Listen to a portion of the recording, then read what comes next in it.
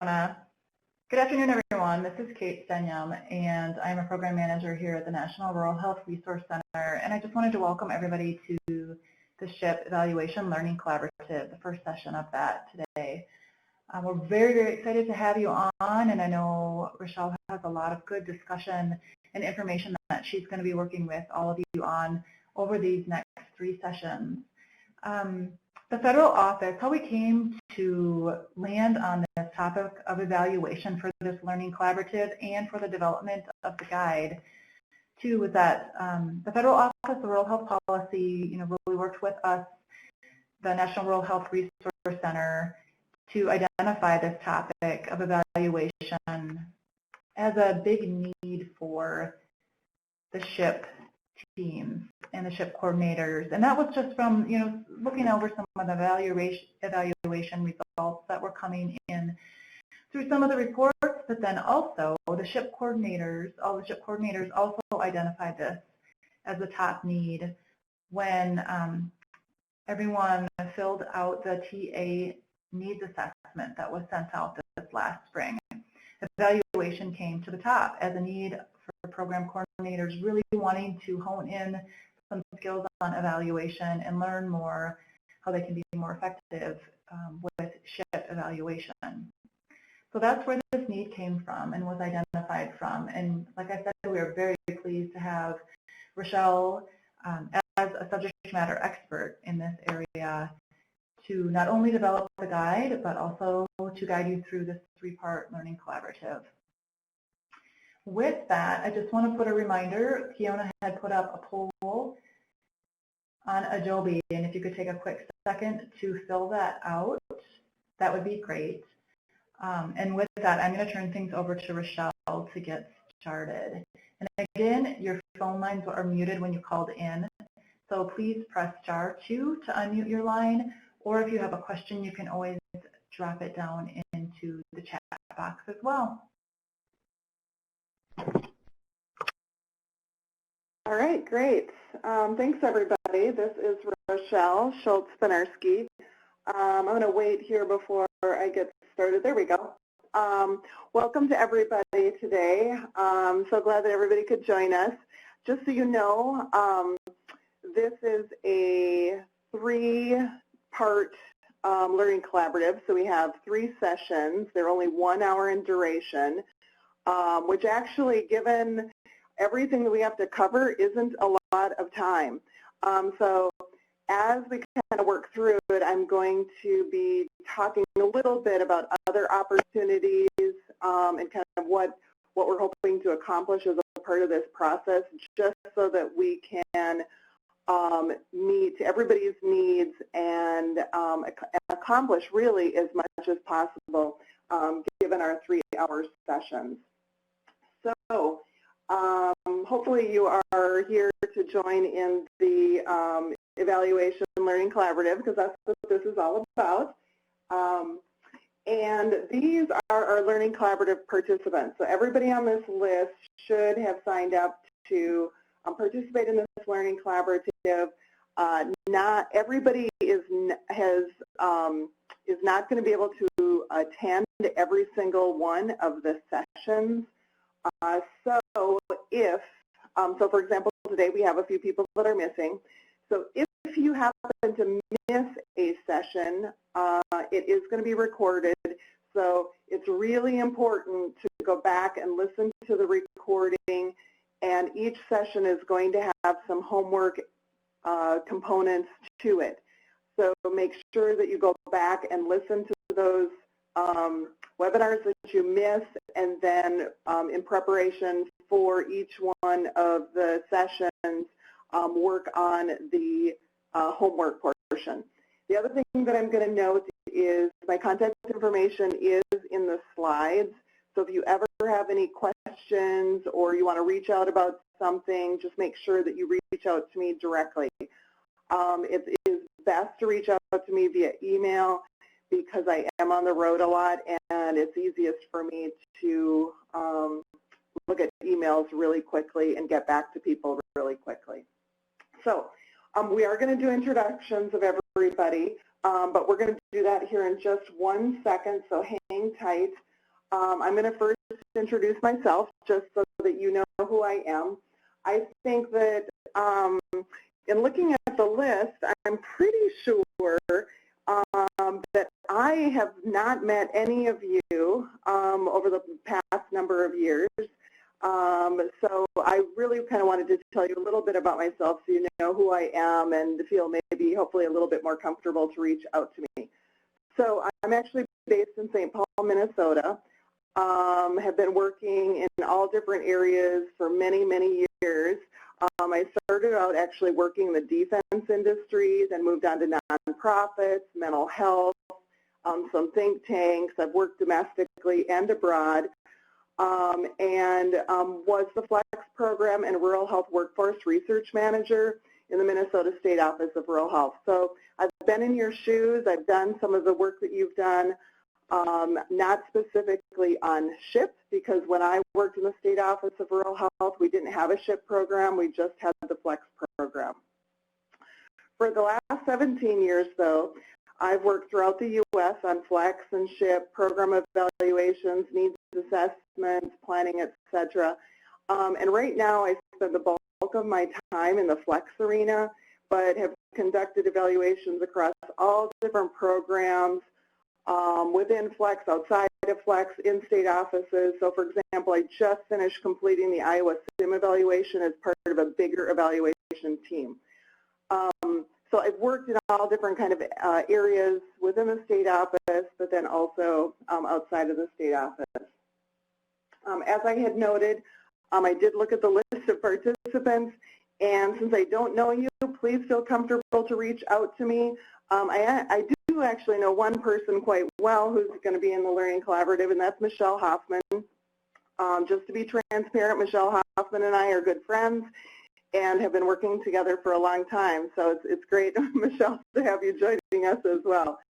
But for everybody, I really encourage you to participate and to consider me as a resource over these next several sessions, to reach out to me and to kind of see me as a part of your evaluation development team, because that's really what I see myself as we work through this Learning Collaborative. The other thing that I have to say is that although I've done a lot of training sessions and workshops and facilitated many of them, this is actually my first Learning Collaborative that I have facilitated. So I am always looking for feedback. If there's something that I miss or something that you don't understand or something that doesn't make sense, just let me know. I am always open to any feedback, but also, you know, my goal here is to assist you as much as possible so that everybody can walk away with some evaluation structure for your SHIP program.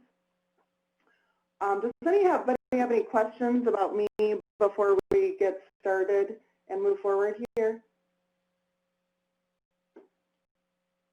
All right. So we do have some learning collaborative goals, and I like to put these out there because these are the things that I would like to accomplish as a part of this process. First of all, by the time we're done, I hope that everyone has knowledge of and experience with evaluation. I did notice in looking at some of the materials that you submitted before the collaborative that we've got people that are all over the board in terms of experience, knowledge, and kind of what you're bringing to the table. So I hope everybody enhances their knowledge and experience, but by the end, everybody has and is comfortable with evaluation. Another goal is that all of you identify your SHIP evaluation priorities, and we're going to work through all of these, but that's another goal, that all of you can and do create some SMART objectives for your SHIP, and that's actually going to be our focus for today, and that is a huge part of evaluation, is making sure that we have SMART objectives that are established for any program that you want to evaluate. Next, that everyone understands how to develop measures based on your SHIP objectives. This is going to be our focus during session 2, Everyone develops a draft evaluation plan reflecting your SHIP evaluation priorities. And then finally, everybody understands how to develop the tools necessary to collect, store, and use evaluation data. So if you look at all those learning collaborative goals, those are pretty lofty goals, given that we have 3 sessions and they're each 1 hour in duration. A few ground rules before we get started as well. I usually like to have some ground rules for any training, any session that I'm facilitating, just as kind of some reminders, given that, you know, we are doing this electronically, which can obviously create some challenges, but obviously also create some opportunities as well. So the first thing is just to disconnect from activities occurring in the office on cell phones and in email. This is really, really important because to engage everybody in the process, then everybody has to be present. And I know that we all get we have so many things on our plates and have a lot of distractions and people coming in, but the more that you can disconnect from that, the better off you're going to be.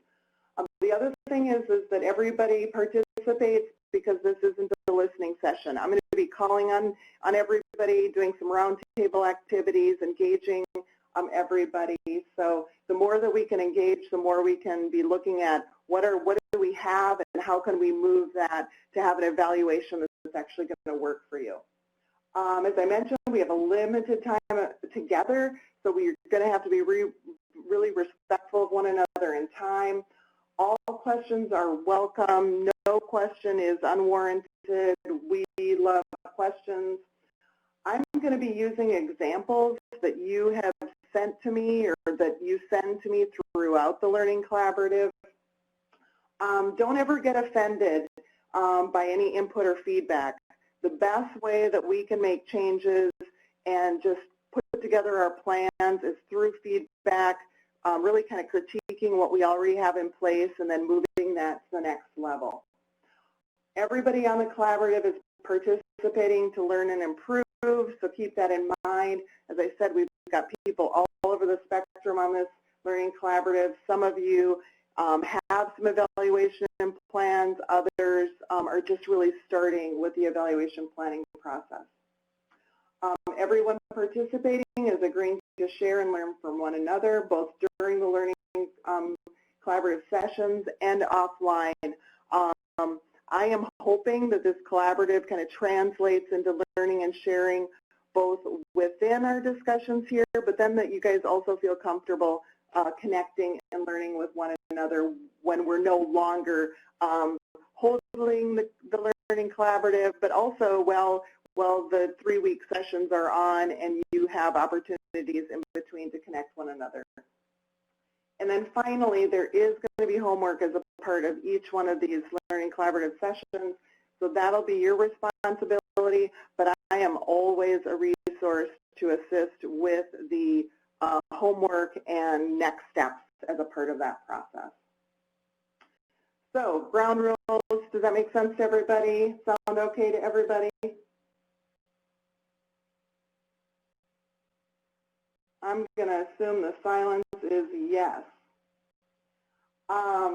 Next thing, just another kind of almost a housekeeping item for everybody so you kind of understand how these learning collaboratives are going to work, is that we have 3 sessions, and this is the evaluation process that we're going to be working through in terms of developing your evaluation plans. And today we're focusing on the first yellow circle, which is goals and objectives. So as a part of that process, today we're going to focus on goals and objectives. During the next Learning Collaborative, we're going to focus on creating measures and collecting measurement data. And then the third one, we're going to be focusing on using measures and showing impact. And I wanted to put this up front for everybody so that you know what we're going to be focusing on in case you happen to miss the session, and if it is an area that you feel like you're stronger in or weaker in, because you may want to set aside some time to connect with me if one of those areas that you're missing is an area that you have less knowledge and experience with. So just keep that in mind, that that's kind of how I've broken down each one of the learning collaboratives is based on this flow of the evaluation process.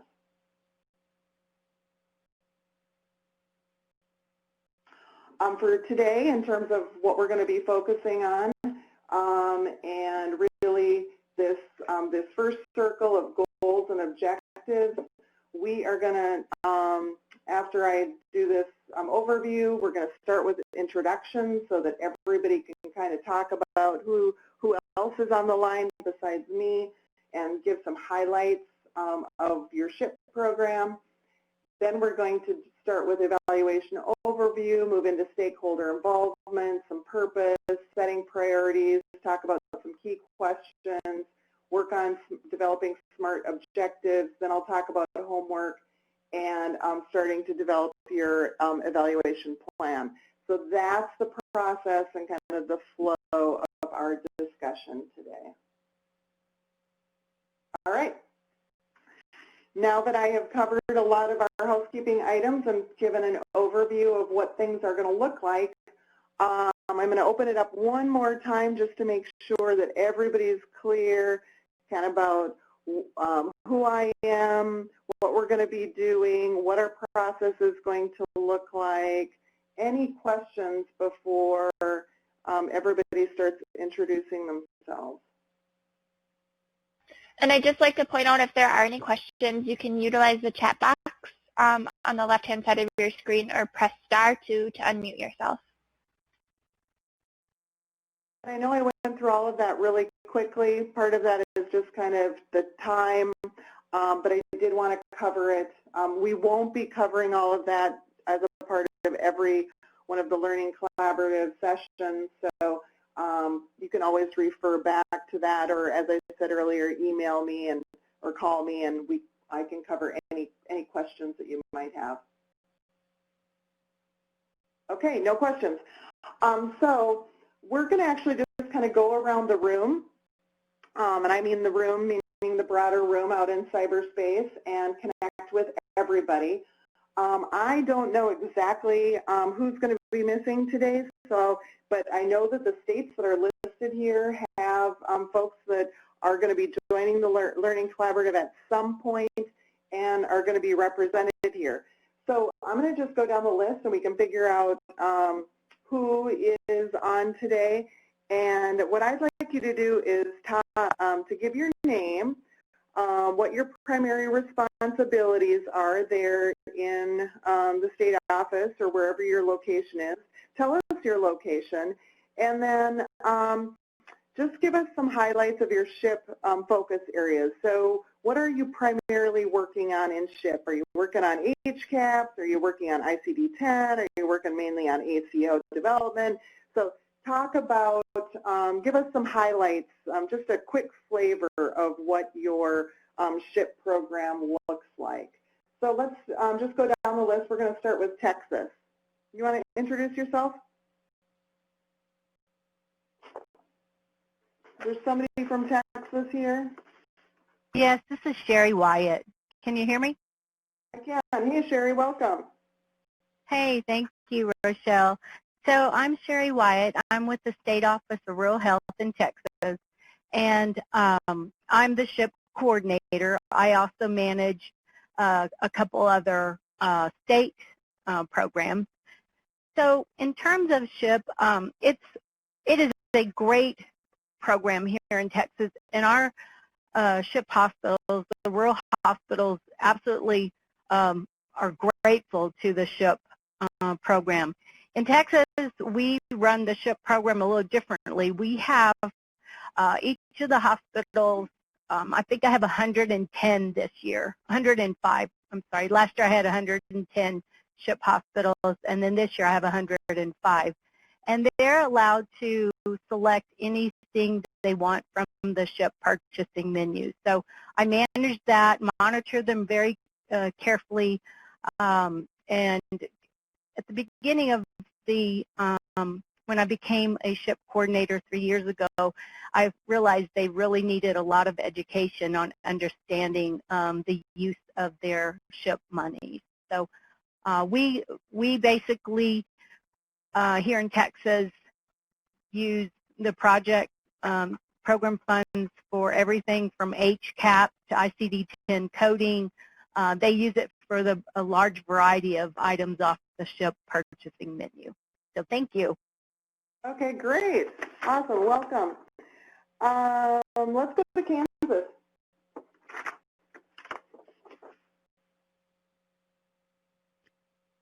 And I think Hi, this is Caroline Rosinski from Kansas. My primary responsibility is, my title is Primary Care and Rural Health Coordinator, so I work with our FLEX and our SHIP grants along with a few other grants as well. I am new to this position, very new, so I am in Topeka, Kansas out here. Some of the highlights, I know that we are working on quality measurements for all of our SHIP hospitals. We work with currently 91 because we had a few closes last year. 84 of them are critical access hospitals, but we have improved the numbers of their way of their reporting, and I know we are trying to continue increasing that. Okay, and is there an area where you spend the majority of your SHIP funding? Mainly it is with making sure that they get the training they need and getting primarily with they're compliant with all reportings, because I know that is something that we are working towards, getting them to 100% of compliance. Great. Awesome. Welcome. Let's go to Kentucky. Lisa, are you on? You might be on mute, which is then *2.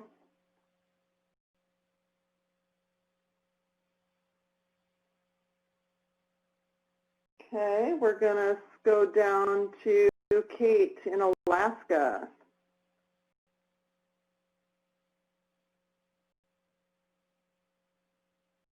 Are you on, Kate?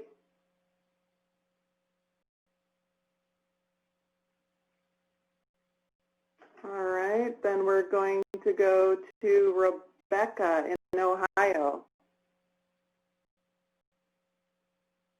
Rebecca, are you on?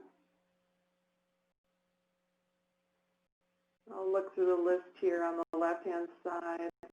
It's *2 if you need to. Oh, Kate, you look like you're on. Rebecca, I don't see your name. Kate, I'm going to go back to you. Kate Harmon, are you on? And in case I haven't said it already, *2 to... Okay, Kate is on but is having trouble with her headset. Oh, you know what? It's always better to call in on the telephone for these. That's definitely something that I've learned with Adobe Connect. So if it's possible to call in with your headphone or with your telephone, I'm sorry, that'll work much, much better. And Kate, if you can give me a thumbs up in the chat box, then I'll know you can come on via your telephone. We're going to go down to, let's see, who else is on? Brian, I think you're on. Brian from Illinois.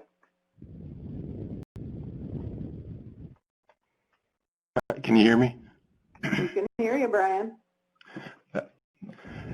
Thanks, Rochelle. My name is Brian Ashpool. I am with the Illinois Critical Access Hospital Network out of the state of Illinois, obviously, and we manage the SHIP grant in the state. I am the SHIP coordinator, relatively new to my position. In terms of the activities that the hospitals in the state are doing, so we have 58 hospitals that participate in the SHIP grant, 50 of which are critical access. The grant activities kind of run the gamut. There's a little bit of everything. I would say primarily, if I had to pick one area where there's a lot of the hospitals focusing, a lot on HCAPS, and then also ACO development. All right, great. And where is your office actually located, Brian? So we are in Princeton, Illinois. It's kind of north central in the state. It's about 2 hours west of Chicago. Okay, awesome. Well, welcome. Thank you. Welcome to SHIP. We are going to go to, let's see, who's on here next? Illinois, Colorado. Do we have somebody on from Colorado? Hi, this is Danette Swanson from Colorado. Hey, Danette.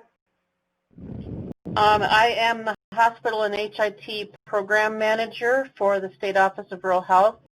We are located just east of Denver. We're in Aurora, Colorado. And we have 35 hospitals that are involved in SHIP this year, 31 or 32. We've had some PPS hospitals convert to critical access hospitals in the past couple years. So we've had 3 or 4 become CAUS, and that's been pretty exciting because it's been a while since they were any converted. And there are some hospitals that are eligible for SHIP, but because they're managed by large corporate entities, they are not participating in SHIP. Basically, what we've been doing is following the business processes from the ICD-10 implementation. The next section after that, we did revenue cycle workflow analysis and process mapping to take a look at what else did ICD-10 affect throughout the operations of the hospitals. And then we identified the need for patient access training, which we did the next year. And now we are working on the next segment of business processes that goes along with that, and that is charge master and EMR workflow analysis and process mapping for data accuracy. Those are the 2 really big projects, probably the bigger projects that than anything we've done in the past. And then there are some hospitals that won't participate in those because they have Epic and they are part of a larger health system. So we have efficiency training with quality improvement and Lean Six Sigma available for those hospitals. And each year we have the standard participation in HCAPS, and we have 100% participation in that. And we also have, for coding, everything in coding is related to ICD-10. So this past year we did critical access hospital coding and billing boot camps, and that was great because we looked for that for 5 years, and we finally were able to work with a vendor to get that for us. So that's it in a nutshell. Great, terrific. Sounds like you guys are doing a lot of stuff, so awesome. Thank you so much, Danette. Let's go to Mississippi. Do we have somebody on from Mississippi? Rachel, are you on by chance?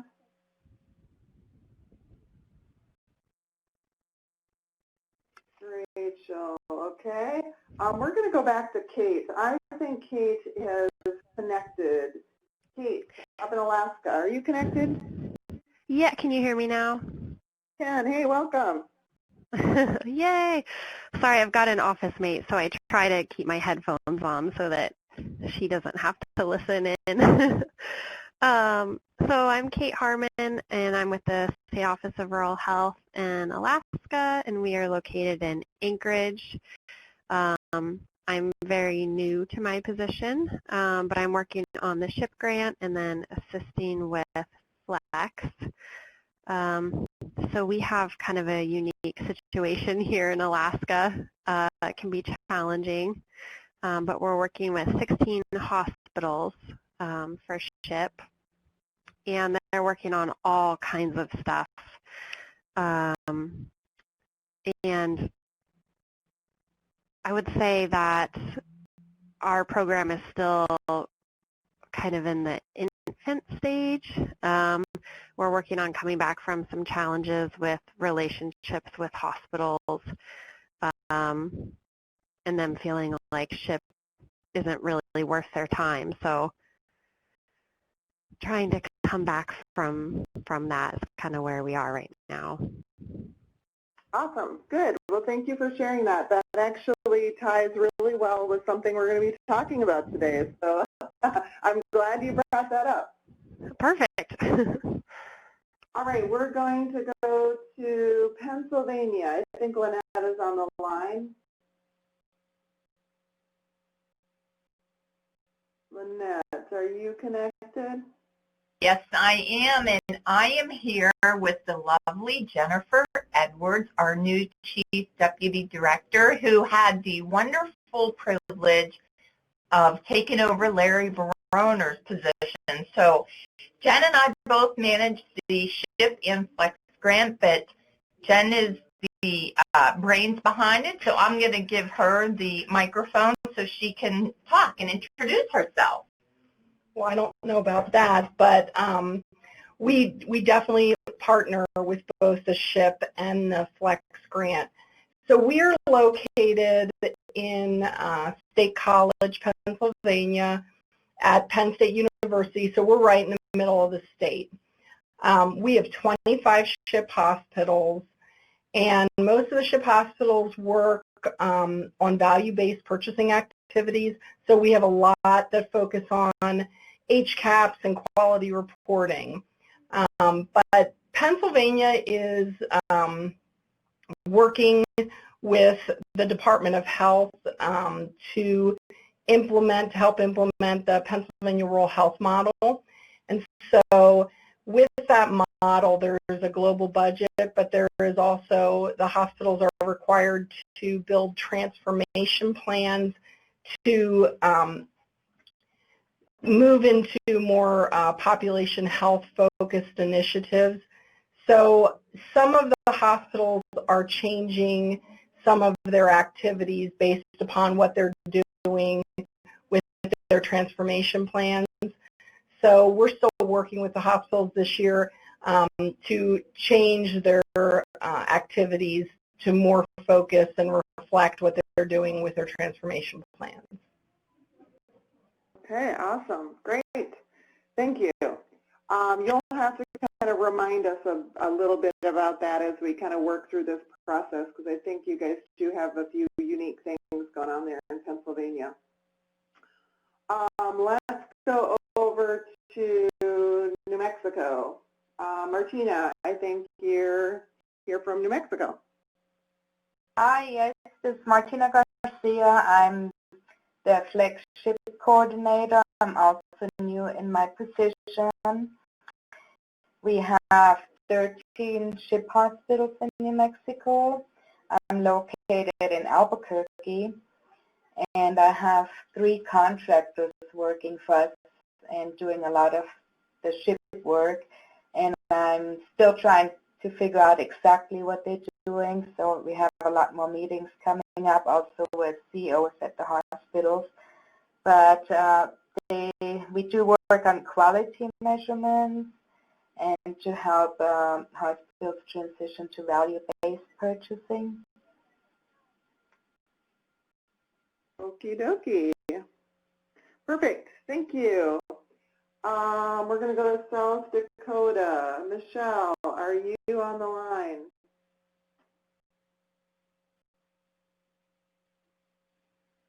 I want to say Michelle is not here today. I don't see her connected.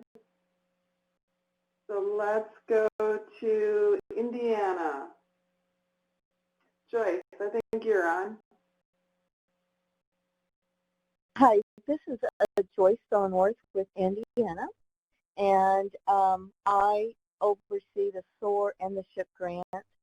I just started in July, so I'm still trying to wrap my arms around it, and I am new to government also.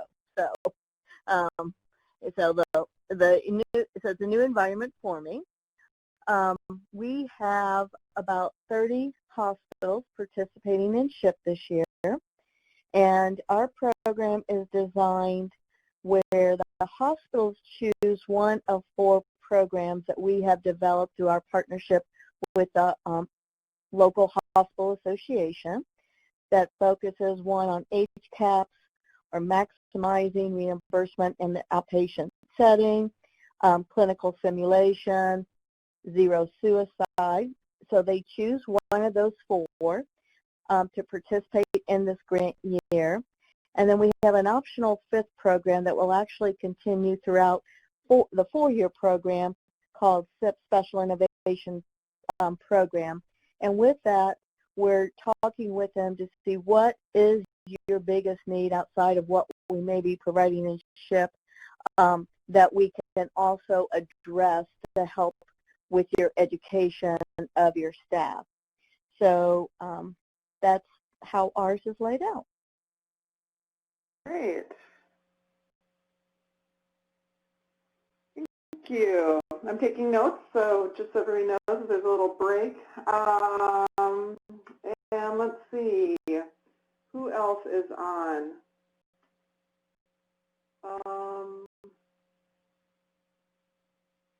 I think I got everybody. I don't think anybody from Arkansas is on. Is there anybody that I missed?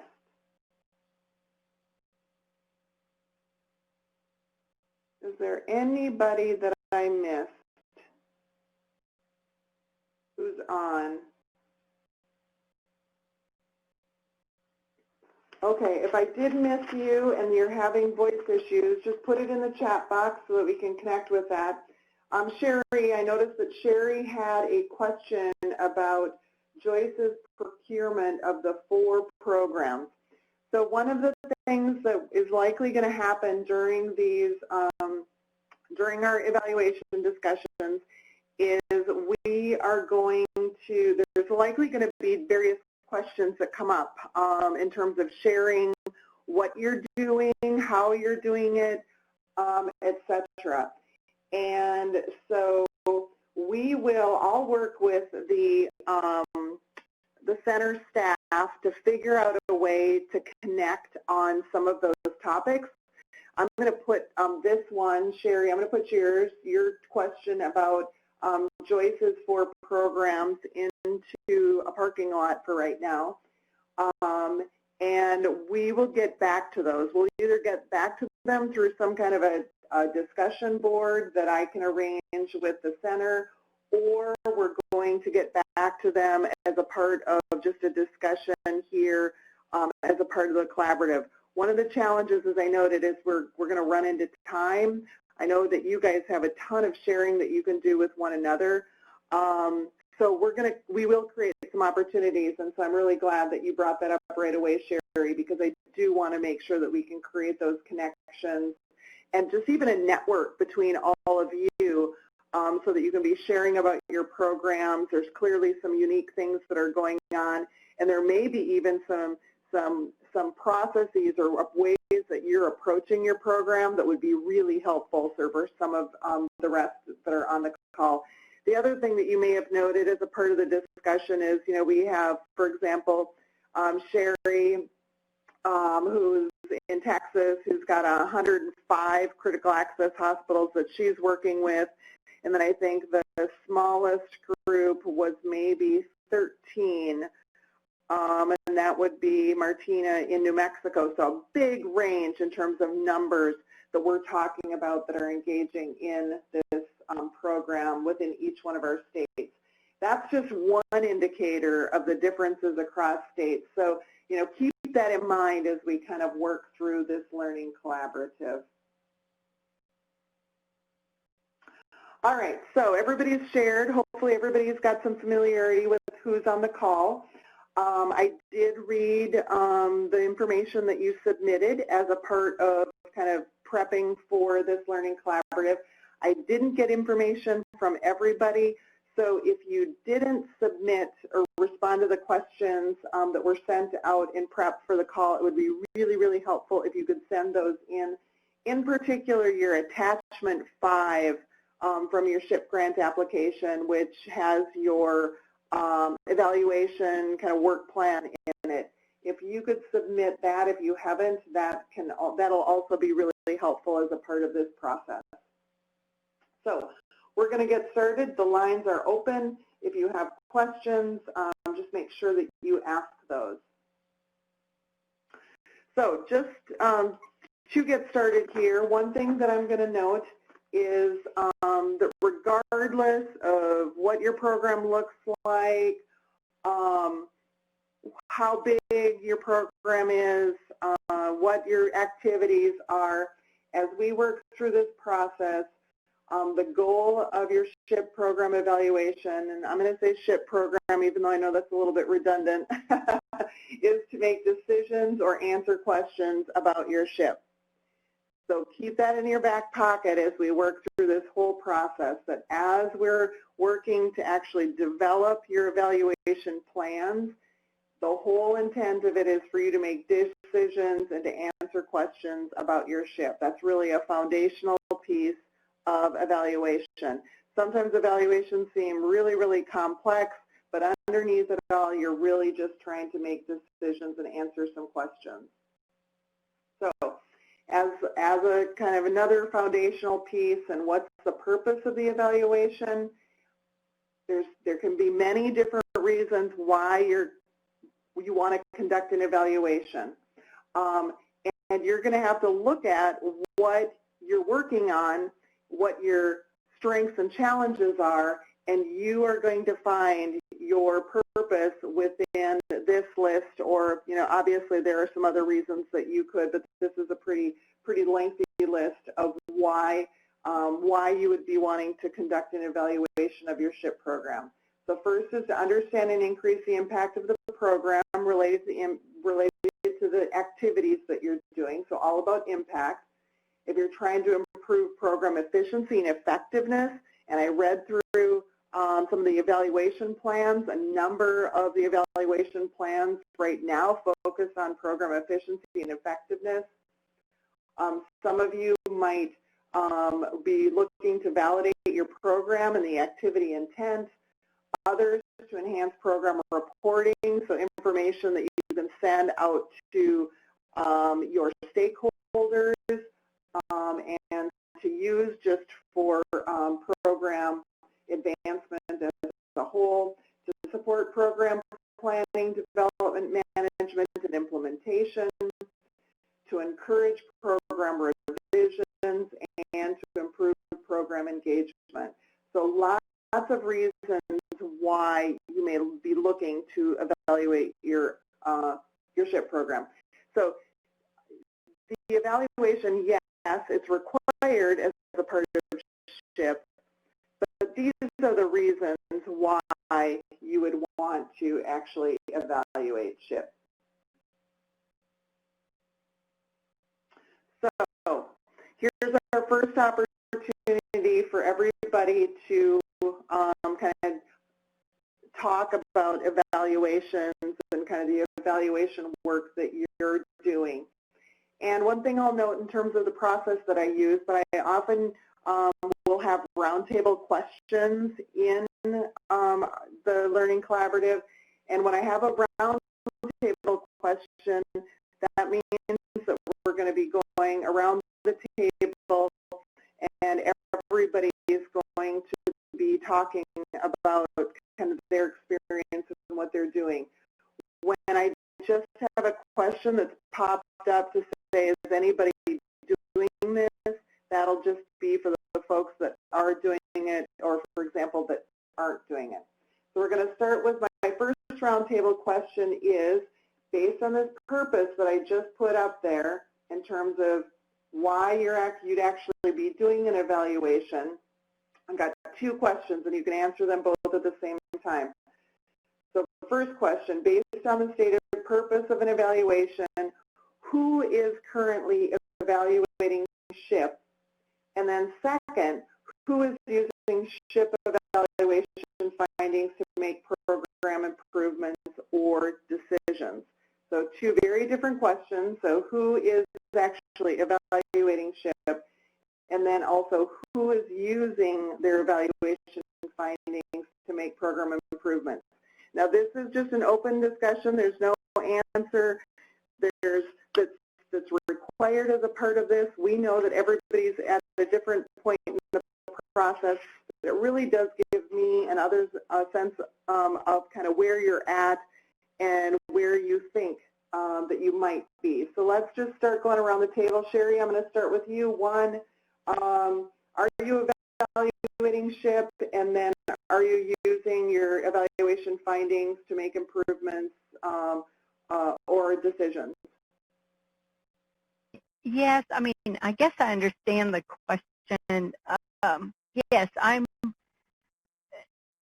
as the SHIP coordinator, I'm using the evaluation to try to disseminate the advantages for, being in the SHIP program to rural hospitals, and also to disseminate the benefits of the SHIP program here in Texas. So that's what we're doing here with the State Office of Rural Health.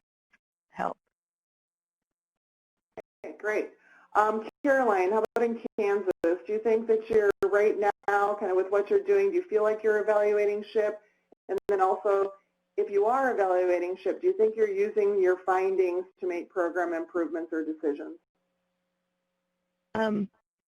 Based on what I've seen and what I've been reading through, what I do think that we do use, our office uses the evaluations that we use. Also, one of our partners, our contract partners, uses those evaluations, and I believe we give that feedback back to all of our hospitals so they kind of see where they are standing as well, so they have an understanding of what's working with our office and with their hospitals. So I think that's kind of what, based on that, we are using it, and that's how they're using them to kind of go off from where they were, their activities, what they've been doing, and how they can audit what they're doing. Okay, great. Kate, how about up in Alaska? I would say that on a very basic level, we're evaluating. Like, since I'm new to this position, kind of just looking at the basic program structure to make sure that things are running smoothly, but not in any kind of formal way that I'd kind of like to be. Okay, great. Brian, how about in Illinois?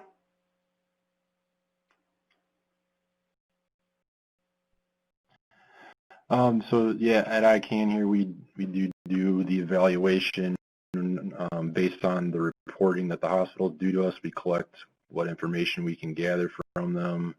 I think at times it's maybe not as robust of information as we would like it to be. And I also think there's more we could be doing with the information that we receive. We do try to evaluate on a whole how everything's going, but I think there's more that we could be doing. Okay, great. Danette, how about you guys? Well, in what I described initially about what we have been doing, we use an evaluation process to take a look at what we've done, how we've met the needs of the hospitals, and just an example of from ICD-10, we made sure that we covered everything that the hospitals needed for that. We looked at the impact of that and how it might be impacting that kind of a large change, how it might be impacting other parts of the operations, and that's why we went to revenue cycle, workflow analysis, and process mapping. And we had a really fun aha moment going through that, where one lady in registration jumped up out of her chair when the billing people were doing their mapping, and she goes, "Do you mean to tell me that what I do in my job affects you and your job?" And so we've had a lot of really good results from the workshops like that. And then what the workshops revealed for us was a real strong need for patient access training. So then the next year, instead of repeating the revenue cycle workshops, we engaged the same vendor or same contractor who had 7 modules for patient access. And so then reviewing that, we went on to say, well, what's next? What have we looked at? We've also evaluated other grant programs that we've had going on. I hosted EHR user groups for 3 years, and some of the feedback that we got through that is why we're doing the EHR workshops or EHR workflow analysis and process mapping for accurate data, and then also why we're doing Charge Master. There was a huge indication that those 2 areas really needed some work, and so that's how we use evaluation and to understand what we're doing and how effective it is, and then also for making decisions for improving the programs and making decisions on what we're going to do next. Okay, great. We're going to fly through our last 3 people. Lynette and Jennifer, you want to just give us a few evaluating SHIP, and then are you using those SHIP findings? Sure.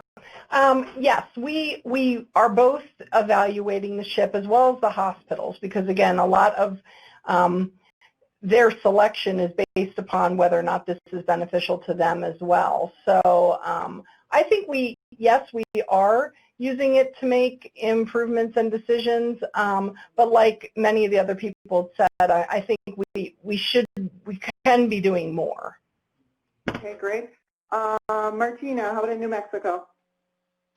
Hi, one of our contractors does evaluations, and they have the Rural Performance Improvement Toolkit and to inform the hospitals on market value and finance. I do need to find out a lot more about it, though, and talk to them. Okay, great. And we're going to talk a little bit about contractors as a part of this collaborative. And then Joyce in Indiana.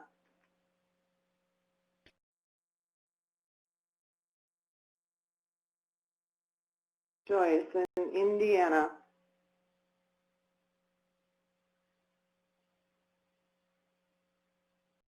I'm sorry, I was having problems with my line. Yes, okay.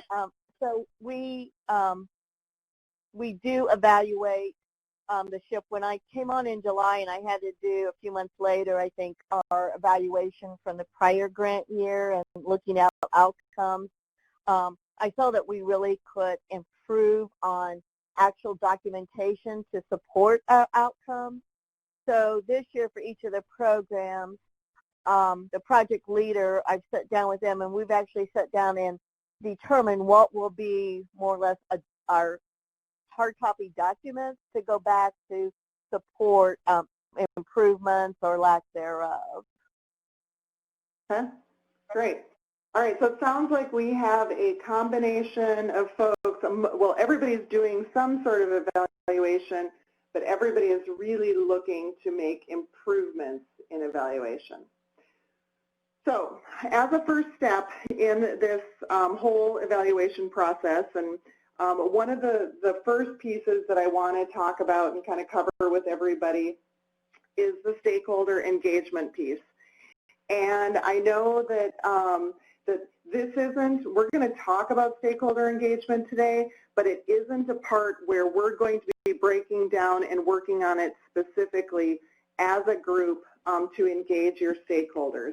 But I am going to put it out there as an important first step in evaluation. Some of you talked about how you are engaging stakeholders as a part of your evaluation process. I heard people talk about as you're developing plans, you're engaging stakeholders. As you collect information, you're getting it out to stakeholders. But one of the primary ways that you're going to be able to both get information back from your stakeholders, to engage them in the process and participate in the SHIP program and see its value and why they should participate and how they can participate, is if they're engaged on the front end. And that includes in the evaluation part of the process. And they can be engaged in all different ways, but if you do engage them, you will reduce their distrust and the fear of the evaluation, so participating and reporting data. It's going to increase their awareness and commitment to the whole evaluation process. Why are you collecting the data? Why is it important for them to submit it? It increases the chances that they're going to encourage others to participate in the evaluation and just realize that whatever recommendations that come out of it. Danette talked about multi-phases that are taking place in her program and how they've learned through different aspects of the program to move on to next steps. People will be much more likely to believe in that, yes, this is beneficial to us and buy into it if they have participated in it and believe in the evaluation data. And then obviously it just increases the credibility of the findings. If you do not engage stakeholders from the get-go, it really is more difficult to get information back from them. And there are all different times and opportunities for you to engage them. So first of all, you need to figure out kind of who are those stakeholders. It could be program staff, rural hospital staff. Martina talked about some contractors and consultants that they're working with. There may be some ACO leadership that you're working with on some of the initiatives, but kind of who are those stakeholders? Who are you going to need information from? Who's going to be buying into this program? Then also, how are you going to engage the stakeholders? Are you going to host SHIP evaluation program or some webinars? It could be in conjunction with your program planning process where you talk about the evaluation, what you're intending, maybe share what your evaluation plans look like, get feedback from folks. You can put even the data and the measures that we're going to be talking about in front of people to say, hey, are you going to be able to report this back to us? To contractors, are you going to be able to report this back to us? So that you know what's going to be realistic and what's going to be feasible. One of the things that's really going to be important about your whole evaluation planning for SHIP is the consideration of the resources that you have available in order to do the evaluation activities. But then in addition, it's what are the resources that your grantees and your stakeholders have in order to participate in the evaluation process to get you good data, good information, so that you can really be evaluating your SHIP program. Has anybody been engaging stakeholders in evaluation planning? Have you had them on the front end to look at measures, to talk about what your objectives are, to think about your evaluation and data reporting, et cetera? Has anybody engaged stakeholders in that process so far? Yes, this is Joyce in Indiana, and again, partnering with our Indiana Hospital Association, we've met as a team to determine what it would be a good measurement or measurements to kind of do a before and after shot of each of these programs and the audience that we're working with. So And then as we meet with the groups and we start to share with them, start to, roll out the programs and kind of ask them to complete information to give us that before the program started picture, we share with them that, what it's used for. So. Okay, great. Awesome. And that will really help you in terms of, being able to complete your evaluation process. In the slide deck, you're going to have some additional stakeholder engagement resources. I put out there, the CDC puts together a great toolkit that talks about stakeholder engagement, the process, how to do it. It really isn't that complicated. It's going to be very similar to just all of the planning work that you do as a part of any of the programs that you're involved with. And then there's also, I love YouTube. I don't know if you guys all tap into YouTube, but I think it's a great go-to resource. And I found a great engaging stakeholders video out there. It's 5 minutes and 21 seconds. I would highly encourage you to take a look at that if you're wondering about how to engage stakeholders and what are some of the key points to stakeholder engagement. All right, so the next thing that I would like to move to is one of your homework assignments. And I actually have a couple of homework assignments, but looking at the clock, we're going to run out of time on getting to all parts of the homework assignments. So we're going to talk first, we're just going to end today by talking about SHIP evaluation priorities because as a part of this process, one of the things we want to be able to do is actually develop a portion of an evaluation plan for your program. And so between now and the next Learning Collaborative session, what I'd like you to do is all of you talked about at the beginning of the Learning Collaborative, you talked about all the different areas that you're working on. Some of you have HCAPs, some of you have value-based purchasing in there, some of you have quality reporting, but you have all different areas that you're working on. And in order for us to kind of develop the plans for you, we're